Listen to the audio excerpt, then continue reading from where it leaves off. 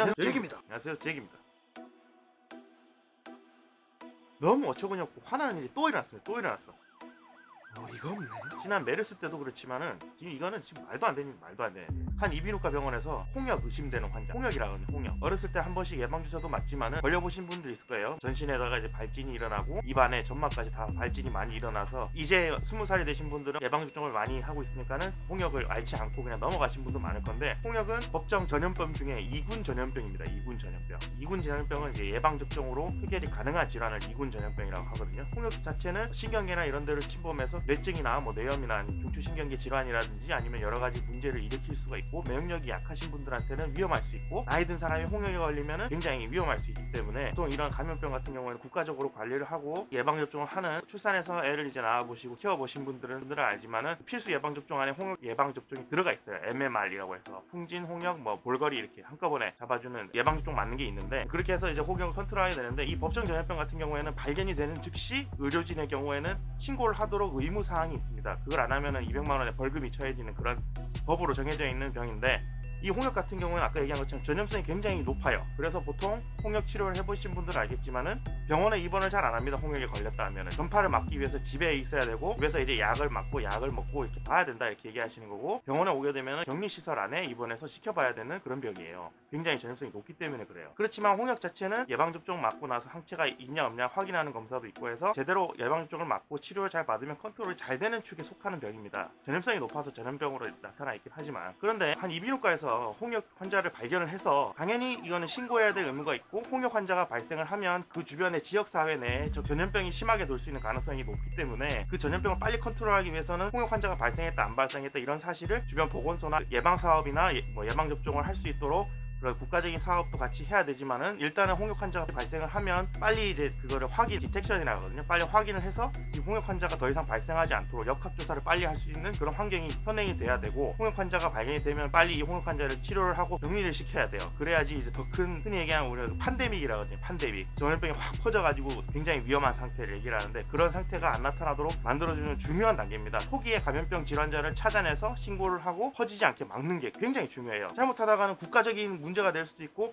옛날에 스페인 독감이라든지 역사적으로는 패스트, 최근에 나타났던 메르스 같은 경우, 최근에는 인플루엔자는 그 법정 감염군에서 제외된 병이지만 어쨌든 간에 그런 문제가 되는 질환들을 조기에 조절하고 조기에 잡아내고 해서 더 퍼지지 않게 막는 게 굉장히 중요하거든요. 그래서 그런 게 있으니까 국가적으로도, 혹은 이제 의사니까, 난 의사고 병을 막아야 되니까 막아주기 위해서 빨리 신고를 하고 처리를 한 거는 굉장히 잘한 일이고 칭찬받아 마땅한 일이에요. 발견하자마자 이거를 신고를 하고 막아야 된다고 이 병을 알려주는 사실 자체가 굉장히 귀중하거든요. 모르고 당하는 거나 알고 있으면서 당하는 거는 천지차입니다. 알고 있으면서 그 병에 대응하는, 이 병이 유행하고 있으니까 이 병에 대해서 어떤 걸 조심해야 되고 어떤 약을 써야지 좋고 어떻게 하면 이 병이 퍼지는 걸 막기 위해서 이 병에 대해서 백신 사업을 다시 한번 진행을 하자, 이런 걸 할 수가 있어요.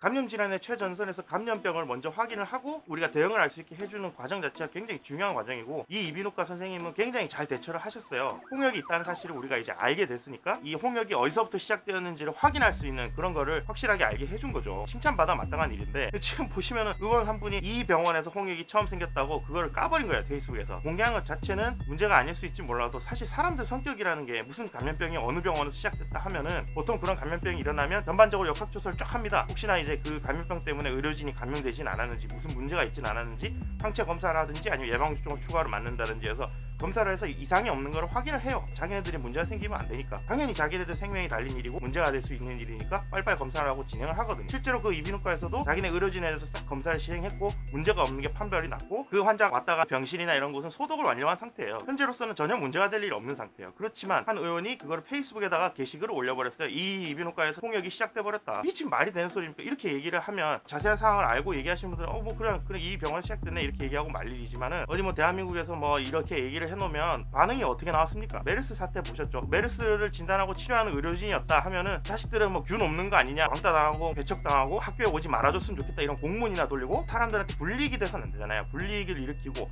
그리고 삼성서울병원은 메르스 온산지라 해가지고 응급실 폐쇄하고 사람들 못하게 하고 뭐 행정처분 나가고 엄청난 병원 손실을 봤는데 뭐 보상해주는 게 있었습니까? 아무것도 없었어요. 게다가 지금 이 이 이비인후과도 사단이 났어요. 사단이. 홍역이 발생한 이비인후과, 전염병 있는 이비인후과인데 위험해서 가겠냐, 사람들이 이렇게 얘기를 하기 시작을 했고, 실제로 아무 문제도 없고 이제 더 이상 감염병도 발생하지 않을 그런 상태인데도 홍역 일어난 이비인후과, 전염병 도는 이비인후과 이렇게 낙인이 찍혀버린 거예요. 문 닫아버려야 될 상황이 된 거예요. 자기 의무를 다하기 위해서, 감염병의 역학조사를 위해서 당연히 해야 할 일을 했고, 실제로 그 일 덕분에 이제 홍역이 유행이 돈다는 사실을 사람들이 알게 됐고, 그것 때문에 이제 예방접종이라든지 이러한 그 홍역에 대해서 대처할 수 있는 방안들이 나오고 있는 그런 소중한 일을 한 사람들한테 불이익이 가게 한 겁니다. 불이익이. 그 병원의 이름을 혹시나 이제 이런 식으로 사람들이 대응할 수도 있으니까 원래 익명으로 처리해서 이런 게 발생됐으니까 우리는 조심하고 홍역 예방에 대해서 최선을 다하겠다, 이렇게 얘기하면 될 거를 그 병원 이름 까버리고 나가버렸잖아요. 의료진들 신상 다 까발려져가지고 뭐 홍역병 도는 병원이다, 뭐 오지 마라, 이렇게 얘기한다고요 사람들이. 이거는 국민적인 의식 문제기도 하지만은 그 의원의 문제기도 하고, 의료진 입장에서 너무 억울하고 어처구니가 없는 일입니다. 이렇게 감염병 신고 잘하고 감염병에 대해서 대처를 빨리 할 수 있게 해주는 사람들이 있는데, 이런 사람들한테 잘했다 포상까지는 아니더라도 최소한 불이익이 가진 않아야 될 거 아니에요. 이 원장님은 더 이상 할 수 있는 게 없어요. 이 병원은 거의 망하기 직전이고 병원 문 닫아야 되고 직원들 다 내보내고 실직자 내게 생겼습니다. 이제 도대체 그러면 굉장히 극심한 감염병 발생했을 때 최초 발견자가 이건 이상한 병이니까 대응을 빨리 해야겠다고 얘기를 할 것 같습니까? 앞으로 이 감염병은 위험할 것 같다, 이 감염병에 대해서 사람들한테 알려야지, 이런 생각을 하겠습니까? 여러분들 같으면 이런 생각을 할 것 같습니까? 저는 이렇게 하면은 신고 안 할 것 같아요. 그냥 숨기고 쉬쉬하고 말겠죠. 신고했다가 내 이름 까발려지면은 나는 망하게 되고, 난 이상한 의사 취급당하게 되고, 내 가족, 내 친구, 내 친지들은 이런 사람들하고 가까이 했으니까는 뭐 병원국 누른다, 전염당하는 거 아니냐, 저리 가버려, 여기 오지 마라, 이렇게 취급을 당하는데, 여러분 같으면 그렇게 할 수가 있겠어요? 이 말이 안 되는 거예요. 이렇게 해서는 안 될 일이고, 제 개인적으로 무조건 이거는 그 의원분한테 소송을 걸어서 손해배상을 받아야 되는 일입니다. 지난번에도 계속 얘기를 했지만, 병마와 싸우고 전염병을 막기 위해서 고군분투하는 분들한테 이런 식으로 취급을 하면 누가 전염병과 싸우고 누가 앞으로 일어날 위험한 질병에 대해서 다른 사람들한테 퍼지지 않기 위해서 노력을 하겠어요? 그냥 조용히 입 다물고 있으면 끝이지. 약간 흥분했는데 의료진한테 뭐 상을 달라 이런 얘기도 아니에요. 똑같습니다. 사실 메르스 때도 또 이런 문제가 있었지만 결국에는 다 똑같아요. 이 세상은 잘 바뀌지 않는 것 같아요. 언젠가 바뀔 수 있을까요? 저도 사실 좀 궁금합니다. 과연 바뀔 수는 있을까? 뭐 희망적으로 생각해야 될지 절망적으로 생각해야 될지 지금 사실 감도 잘 안 잡히네요. 어쨌든 다음 시간에는 다른 이야기로 한번 다시 찾아뵙겠습니다. 열불나.